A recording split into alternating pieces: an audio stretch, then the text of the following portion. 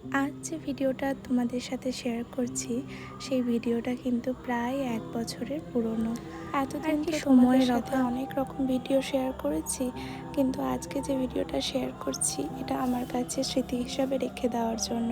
আজকে আমি আমার পরিবারের কিছু গল্প তোমাদের সাথে শেয়ার করব। সেদিন চলে গেছিলাম আমাদের বাড়ির বংশকালী মন্দির, যেটা আমাদের বাড়ি থেকে প্রায় 20 থেকে 25 কিলোমিটার দূরে। আর আমাদের পরিবারের নিয়ম হলো, বাড়িতে কোনো সন্তান জন্ম নিলে তার মাথার চুল সেখানে দিতে হয়, সেই মাকে অর্পণ করতে হয়। আবার মুখে ভাত দিতে গেলেও সেই মায়ের প্রসাদ এনে আগে দিতে হয়। আর ভিডিওতে যে পুচকুটাকে দেখছো, এই পুচকুটা হলো আমার দাদার ছেলে, যে কিনা খুবই দুষ্টুমি করছিল আর ভয় পাচ্ছিল চুল দিতে। ওর চুলগুলো অনেক বড় হয়ে গেছিলো। তো সে তো নাছোড়বান্দা, প্রথমে দাদা নিয়ে বসলো, দাদা তো পারলই না, না পারতে বৌদিকে নিয়ে বসতে হলো। কান্না করছিল। আর ও আমাদের পরিবারের খুব প্রিয় সদস্য এবং খুব আদরের।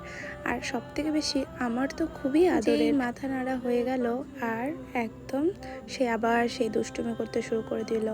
একদম ফ্রি হয়ে নিয়ে মাটি নিয়ে খেলা করছিল। আর এখানে আমাদের সেই পুজো শুরু হয়ে গেল। 1 বছরের গ্যাপে পুচকুটা অনেক বড় হয়ে গেছে, এখন অনেক কিছু বুঝতেও শিখেছে। আশা করি ও ভিডিওটা দেখলে নিজেকে দেখতে পাবে। আমাদের এই পুজোর নিয়ম হলো যে এই মায়ের পুজোতে চুল দিতে আসলে জোড়া পায়রা মাকে উৎসর্গ করতে হয়।